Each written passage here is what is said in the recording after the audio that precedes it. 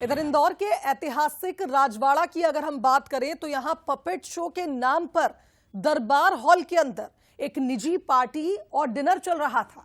कार्यक्रम में खाना बनाने के लिए जो सिलेंडर और भट्टी आई वो भी राजवाड़ा के अंदर दाखिल हुई, वहीं पर खाना बना, जिसके बाद राजवाड़ा की सुरक्षा पर अब सवाल खड़े हो रहे हैं। आयोजन जैन सोशल ग्रुप एलिगेंट की ओर से किया गया। पपेट शो के लिए पुरातत्व विभाग के अधिकारियों से बकायदा इजाजत भी ली गई थी। बता दें आपको कि हाल ही में 26 करोड़ रुपए खर्च करके राजवाड़ा का रिनोवेशन किया गया, उसे संवारा गया, और इतने बड़े खर्च के बाद भी सिलेंडर और भट्टी आप सोचिए राजवाड़ा के अंदर रखी गई, बकायदा खाना बना। लेकिन अब बड़ा सवाल यह है कि पपेट शो की अनुमति आखिर किस आधार पर दी गई थी? क्या इसके लिए परमिशन ली गई थी तो किसी नियम का उल्लंघन हुआ है?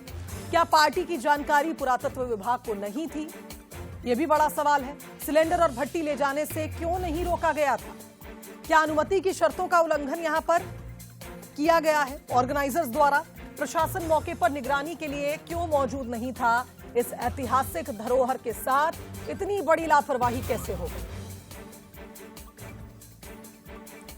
तो आप सोचिए, हाल ही में राजवाड़ा का रिनोवेशन हुआ है, 26 करोड़ रुपए लगाकर इसे संवारा गया, क्योंकि ये ऐसी धरोहर है जिसे हमेशा से ही पुरातत्व विभाग ने संजो कर रखा है।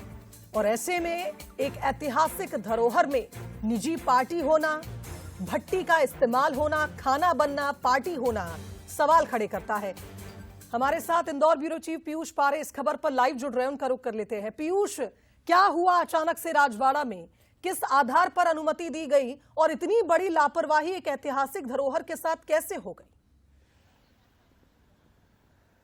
देखिए शुभांगी, अगर बात करें तो राजवाड़ा न सिर्फ इंदौर की ऐतिहासिक धरोहर है बल्कि मध्य प्रदेश की अपनी एक अलग पहचान है।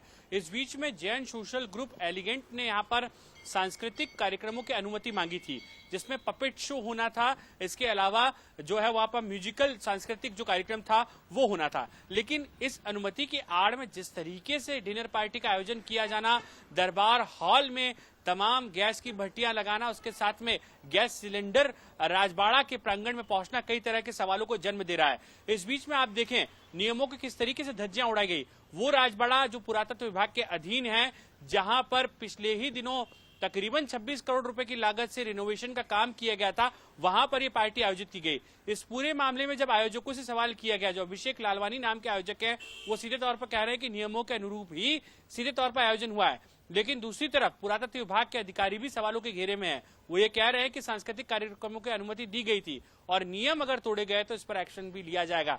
इस पर इंदौर महापौर पुष्पमित्र भार्गव भी सख्त है।